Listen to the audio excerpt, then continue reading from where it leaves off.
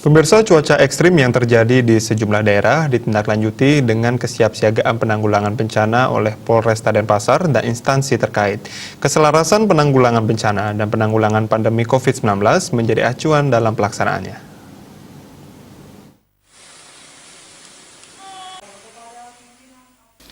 Kesiapsiagaan penanggulangan bencana oleh instansi terkait di wilayah Denpasar ditandai apel gelar perlengkapan sarana dan prasarana penanggulangan bencana di Mapolresta Denpasar.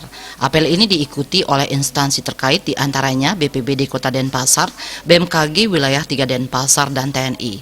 Selain kesiapan sarana dan prasarana penanggulangan bencana akibat cuaca ekstrim, Kapolresta Denpasar Kombes Polisi Jansen Avitus Panjaitan juga menekankan pentingnya keselarasan penanggulangan bencana dan penanggulangan COVID-19 agar dapat berjalan seiring demi keselamatan warga.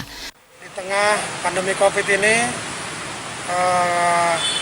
cuaca sudah mulai ekstrim, kita harus sudah segera siap dan kembali menggerakkan teman-teman dan tim untuk selalu melaksanakan antisipasi sedini mungkin, baik dari BMKG, dari kesehatan, tenaga medis, Kodim dan seterusnya. Kita selalu bersinergi dan terpadu untuk bisa memastikan bahwa apabila sewaktu-waktu terjadi bencana kita sudah siap.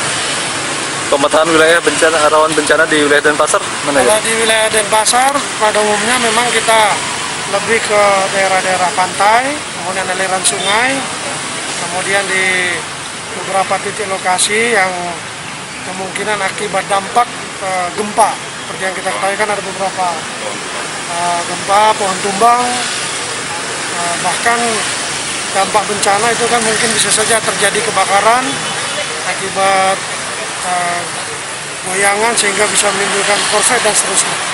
Di tengah pandemi ini tentunya kita di dalam melaksanakan kegiatan penanggulangan bencana nantinya protokol kesehatan juga dikedepankan dan dipastikan terlaksana juga. Berdasarkan analisis jajaran kepolisian, bencana yang rawan di Denpasar terjadi diantaranya banjir dan cuaca buruk di perairan. Bencana gempa juga rawan terjadi di Denpasar. Raiswantara, Bali TV.